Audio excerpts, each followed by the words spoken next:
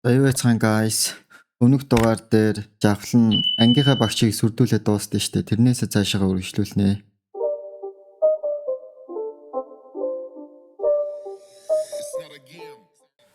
Өмнөх үеилүү буцвал манай хүн илт дээрлгүүлж байсан үедээ уган бол багштай хандсан юм шиг байлээ.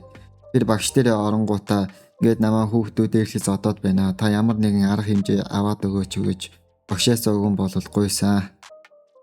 Бүх зүйлийг зоосны нөхөр хардаг багш нь нөгөө хэдэн залуучууд хөнгөн сануулгаагаа та нар битгий бие биегээ дээрлэхэд бэ. Та нар чинь найзууд биестэй ингэж бие биегээ дээрлэж болохгүй гэд ямар ч шийтгэл өгөхгүй, сургуулаас нь хөөхгүй зүгээр өнгөрөөчдөг. Мишель багшид хавуулсан гэдгийг нь сонсоод ууртаагаар стонер бөөнөр нийлээ зодож нүдэж байна. Манай хүний газар унгаагаа дээр нь дэвсээд стонерээ аалж өгдөг. Хөөрхөн амтэн чаваас одоош нүдүүлж байж байхад багш нь уган болол хажуунаас нь харсан юм билээ. Даа чи нөгөө багш нь юу ийх вэ? Зүгээр л хараагүй юм шиг л яваад өгсөн юм шиг байлээ. Тэгэл манай хүний урам нь хуураад энэ мөчөөс өөрийгөө хамгаалах хэрэгтэй болсон юм шиг лээ. Тэр чи шалангой өдлөөд уган болол Батман Чернелийн хамрыг зохиод Чернелтэй зодолцсон юм шиг байлээ. Чернелийн ээж аав нь үнэхээр баян хүн байсан болохоор яалтчгүй хүүхдийнхаа нүд амыг хараад өнөөрөө сургууль дээр уулзахаар болдог. Манай жавхлангийн талаас игвэл хөөрхий имэйл ирнэ ээж аав нь ослоор өнгөрцөн болохоор харин нөгөө талаас баян ээж, баян аав хоёр.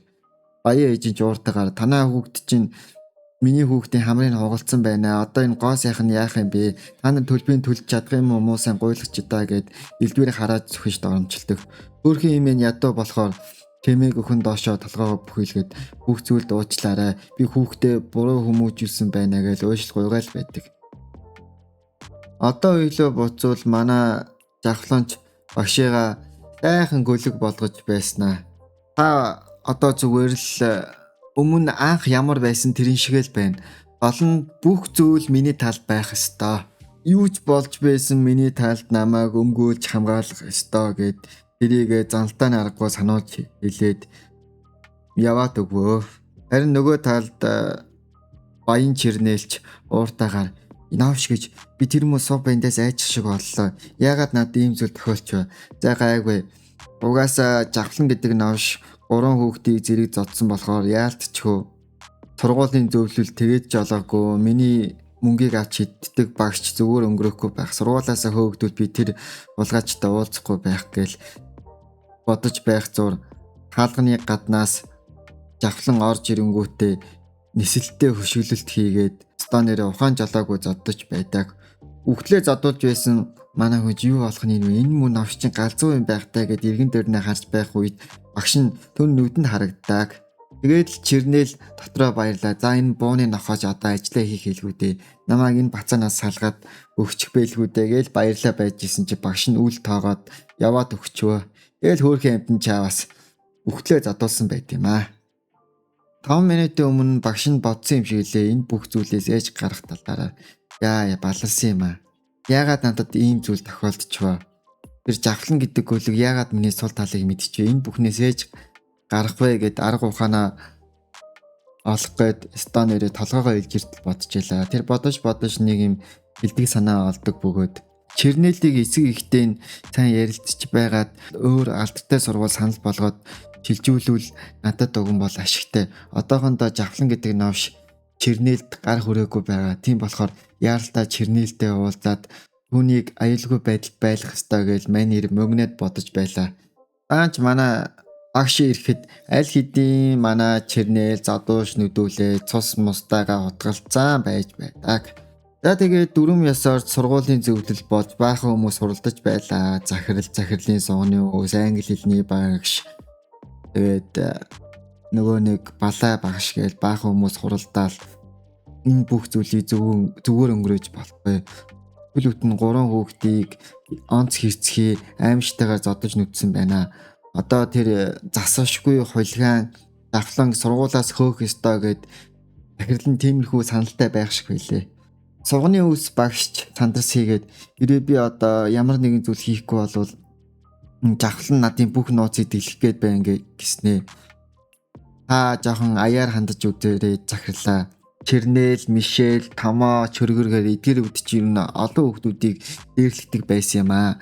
Гээл илт жавхлан өмөрж байлаа. Хажуунаас англиний багш гэдэг нэг балан авгаа нь болохоор бэгүү тэр мэржээ хамаагүй хүчрхийл бол хүчрхийл гэд жавхлан сургуулаас хөөгдлаар ярьж байхад эрэгтэй багш нь чи над өмхийн амаа хамихгүй бол хоёлынгийн чинь нууц амраг гэдгийг чинь жавхлан мэдчихэд байна. Тиймээс чи над өмхийн амаа хамихад дугуй байгаад өгөө гэж хэлдэг. Тэгэд агуу том хуралдаанч шийдвэрт хүрлээ. Сурагч жавхлан анх удаа ийм сахилгын шийтгэл авж байгаа тул 7 хоног сургуультад эргээд хэрэггүй гэсэн тийм л шийтгэл авсан юм шиг байлээ. Мань жавхланч баяртайгаар гараад яваад өгвөө. 7 хоногийн төлөө авсан жавхланч амралтанд ирсэн болдог хуучин гэр орон руу харлаа. Түүний гэр орноос эмээг ихэн сайхан үнэргээл нэрээ урд нь анзаарч байгаагүй гой зүйлүүд зөндөө байдаг. Манай залуу ядуу зүдүүч гэсэн орох оронтой байгаа дээрээ үнэхээр их баярлдаг. Тэр ч гэртээ ирэнгүүтээ өөрийн төлөвлөгөөгөө боловсруулдаг.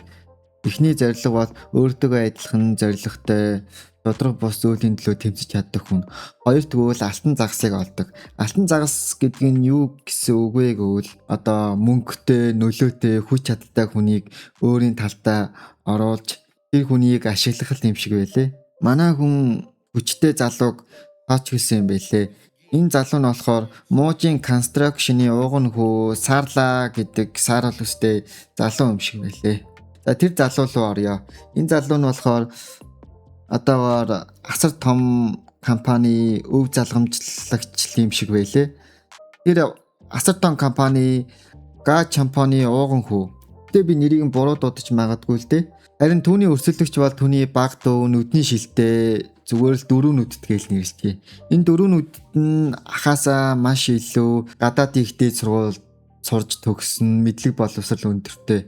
Харин энэ Сарлаад байгаа зүйлгүүл яг айлын ууган хүү гэснээрээ өв залгамжлах магадлал өндөр. Гэхдээ арай ч 10 жилээ төгссөн тийм л жоох нэг бүтэхгүй гай юм шиг байлээ. Энэ залууг л манай жавхлан нүдэндээ тооч хэлсэн юм шиг байлээ. Саардаач цагдаагийн хилцээр улаан цай хэрүүл үүсгээд ууртаа нарахгүй цагдаа нарыг дарамтлж яадаг. Хөөе навшнуудаа намайг явуулаач. Би танарт хэлээ өстэй. Тэдний чинь намайг төрүүлээ зогсон штэ гээл цагдаа нар ч түүний таашруулаад би ажиллаа хийж байгаамаа. Хэлээсэн таныг түрүү зохиулсан гэсэн нотлог баримж өрөөсөө байхгүй юм шиг байлээ. Таныг бид нэр зүгээр өнгөрөөж чадахгүй гээл ил саатуулаастай. Мань ирж бухимдаад та нар ч яасан сони юм бэ? Тэр авд чинь камер гүйлэн байгаа ш. Тэглээдсэн тэд нар чинь надад төрүүлж зогсон штэ гээл ууртаагаар өөрийгөө баталж чадахгүй бухимдаад сууж байдаг. Харин хажуу талаас нь жавхланч сайн байна уу эрхэм цагтаа. Би харин энэ ахыг додууж байхыг холоос бичиж авсан юм аа. Энэ бичлэгэн байна. Яг үнэндээ тэр гурав төрүүлж энэ ах руу дайрсан юм аа. Тэгээд аргагүй ирэхэнд энэ ах өөрийгөө хамгаалаад тэднэртэй зодтолцсон юм шиг байлээ. Бид нар бол бүгдээрээ л хохирогчд биш зүгээр халдагчд гэж ойлгож болно гэж цагдаа ахтай ойлгож хэлдэг.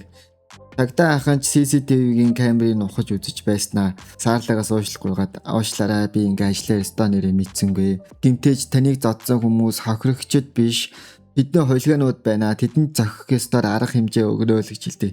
Таалаарч ууртаа нарахгүй. Би намайг яг хэн гэдгийг мэдэхгүй л байна да. Яг уу чи тэгэл ажиллаа мөрөөрэй гээл гой сайхан амьдрал байж идэв. Араа сайн харж яваарай. Хизээ нэгэн цагт би чиний дээрээс эзэнгүү даасах шидэх болон гээл сүрдүүлээл станерэ гарч явдаг. Саарла жавхлан хоёр чи цагдаа хэлсээс гараад Саарла жавхлан талархаад миний дүү чи станерэ ахыгаа аварлаа шүү. Ах нь хүний ачийг мартдаггүй маа. Заавал ч хариулах болно. Маа энэ мөнгө гээл жавхланч үлмэн зүлмэн юм уу шууд мөнгийг нь шүүрж аваад халаасандаа хийчдэг. Та Muujin Construction-ы ууган хүү Саарла мөн өстэй гээл асуудаг. Мань залууч илт гайхас хийгээд юу болоод байна? Энэ бацаан ч одоо яагаад нааг мэдээд байна гээл илт гайхаж байдаг. Жавхлан цаашаа үргэлжлүүлээд аль болох өөрийн чинь талд байна. Та өөрийнхөө баг дүүтэй өрсөлдөж байгаа ёстэй. Тэр хүн бол таныг удахгүй чороонд булаад өөрөө захирал болж чаднаа. Тиймээс танд миний турсламж хэрэгтэй гээл мань Саарлагийн толгойг нь станер угааж гардаг. Мань Мэн сарлаа хэдий 35 настай хашир туршлагатай залууч гэсэн яалтчгүй манай Жавхлангийн хэлсэн үг ямар ч хүн итгэхээр тийм л уран төгс байлаа. Ингээд хоёр залуу хоорондоо тохиролцохоор болдог. Сарлагийн ашигтай хувь нь гэвэл тэр хэдий чадваргүй ч гэсэн өөрт нь маш хэрэгтэй найдаж болохоор хүү бол зүгээр нэг 10 жилийн сурагч манай Жавхлан байдаг. Харин Жавхлангийн хувьд гэвэл мануудын ирлэг болох гээд ямар ч зодон хийсэн миний ард талд бат зогсдог хүн хэрэгтэйгээд ялчгүй саарлал хэрэгтэй байдаг. Ингээд энэ хоёр хоорондоо хамтрахаар болж бие биеийнхээ дутаг нөхөхөр болдог.